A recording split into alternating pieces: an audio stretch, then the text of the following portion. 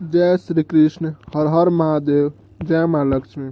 नमस्कार दोस्तों, आपका स्वागत है फिर से आपका एक बार अपना यूट्यूब चैनल वैकालिक ज्ञान पर।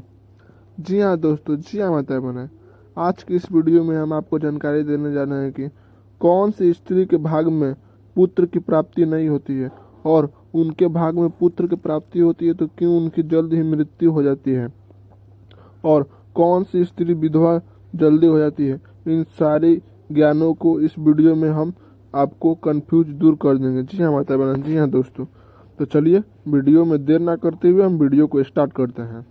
ज्योतिष मान्यताओं के अनुसार वैसे तो कई तरह के श्राप या योग बताए गए हैं, जिसके चलते पहले तो संतान नहीं होती है, संतान हो जाती है तो संतान को कष्ट होता है, संतान की मृत्यु भी हो जाती है। जी हाँ माता बहन, आज हम इन बातों के चर्चा में करने वाले हैं और कथा के माध्यम से आपको हम बताएंगे। यह कथा महाभारत और श्रीमद् भागवत पुराण से संबंधित है, जिसमें भगवान श्री कृष्ण ने समाज और धर्म के महत्वपूर्ण सिद्धांतों को बताया है। यह कथा स्त्री के कर्तव्यों, उसके धर्म और जीवन में सद्गुणों के महत्व को दर्शाती है।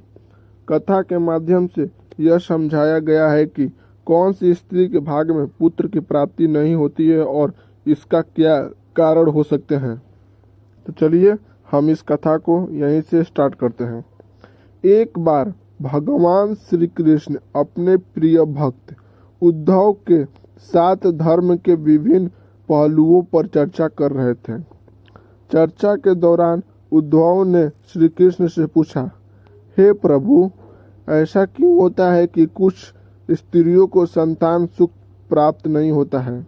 क्या यह उनके भाग्य का दोष है या उनमें कर्मों का परिणाम है? भगवान श्री कृष्ण मुस्कुराए और एक महत्वपूर्ण कथा सुनाई। यह कथा मानव जीवन के गूढ़ रहस्यों का उजागर करती है और धर्म, कर्म और जीवन के सिद्धांतों को समझने से मदद करती है। जी हाँ माता बहन, प्राचीन काल में एक नगर में एक धनी और धर्मपरायण ब्राह्मण रहता था। उसकी पत्नी रूपवती, गुणवान और सुंदर थी, लेकिन उसके स्वभाव में घमंड और ईर्ष्या थी।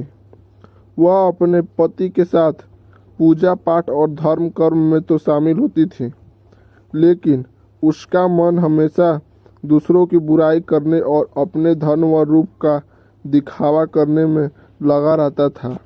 एक दिन उस नगर में एक साधु आए। साधु ने नगरवासियों को धर्म के मार्ग पर चलने और अपने कर्मों को सुधारने का उपदेश दिया। ब्राह्मण और उसकी पत्नी भी साधु के पास पहुँचे। साधु ने ब्राह्मण की पत्नी को देखकर कहा, तुम्हारा जीवन धन्य होगा यदि तुम अपने अहंकार और बुरे कर्मों का त्याग दो।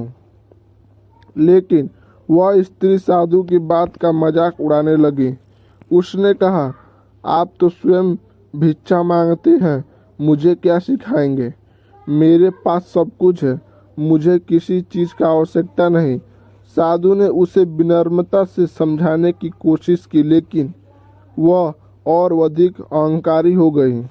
साधु ने क्रोधित होकर कहा, हे स्त्री, तुमने अपने अहंकार और घमंड के कारण धर्म का अपमान किया है। तुम्हारे इस दुष्कर्म के कारण तुम्हारे भाग्य में पुत्र प्राप्ति नहीं होगी। तुम्हारी यह अवस्था तब तक बनी रहेगी जब तक तुम अपने स्वभाव को नहीं सुधारती। जी हाँ माता बहन, यह सुनकर वह स्त्री घबरा गई और साधु से क्षमा मांगने लगी। साधु ने कहा, यदि तुम अपने अहंकार, ईर्ष्या और द्वेष को त्याग कर सच्चे हृदय से दूसरों की सेवा करोगी तो तुम्हारे जीवन में सुख शांति आएगी। इस कथा के बाद भगवान श्री कृष्ण ने उद्धव से कहा, उद्धव, स्त्री का भाग्य केवल उसके कर्मों पर निर्भर करता है। यदि वह धर्म का पालन करती है, अपने कर्तव्यों को निभाती है और दूसरों के प्रति प्रेम व करुण का भाव रखती है तो वह सभी सुखों को प्राप्त कर सकती है। लेकिन यदि उसके स्वभाव में ईर्ष्या, द्वेष और अहंकार हो तो वह अपने भाग्य को स्वयं दूषित कर लेती है। श्री कृष्ण ने यह भी कहा, यह संसार कर्म का क्षेत्र है। जैसे जैसे व्यक्ति अपने कर्म करता है वैसे वैसे उसका भाग्य भी बदलता है। यदि कोई स्त्री सच्चे मन से भगवान का स्मरण करती है और अपने दोषों को सुधारती है तो भगवान उसकी सभी इच्छाओं को पूर्ण करते हैं। जी हाँ माता बहन, इस कथा का सार यह है कि स्त्री के भाग्य में पुत्र की प्राप्ति या अन्य किसी सुख की कमी उसके पिछले और वर्तमान जीवन के कर्मों पर निर्भर करती है। यदि वह अपने जीवन में सद्गुणों को अपनाती है और बुराइयों को त्यागती है तो वह अपने भाग्य को सुधार सकती है। यह कथा हमें यह भी सिखाती है कि मनुष्य को अपने जीवन में हमेशा विनम्र, दयालु और धर्मप्रिय रहना चाहिए। भगवान श्री कृष्ण ने स्पष्ट किया कि धर्म और धर्म की मनुष्य का सच्चा भाग्य बनाते हैं।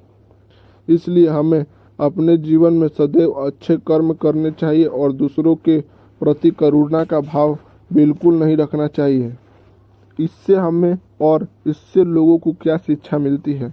अहंकार और घमंड व्यक्ति को पतन की ओर ले जाते हैं, उनको विनाश की ओर हमेशा ही खींच कर ले जाते हैं। इसीलिए जो भी महिला हो उन्हें कभी भी अहंकार नहीं करना चाहिए अपने ऊपर। दूसरा, ईर्ष्या और द्वेष से जीवन में दुख का असफलता आती है। जी हाँ माता बहन, अगर आपके अंदर ईर्ष्या या द्वेष है तो आपके अंदर दुख, कष्ट, रोग हमेशा ही बना रहेगा। तीसरा, सच्चा धर्म वही है जो प्रेम, करुणा और सेवा का मार्ग दिखाता है। सच्ची धर्म वही है जो आपको प्रेम करे और करुणा करे और सेवा करे। अपने कर्मों और स्वभाव को सुधारने से ही भाग्य में परिवर्तन हो सकता है। भगवान हमेशा उसी का साथ देते हैं जो सच्चे मन से अपने दोषों को सुधारते हैं।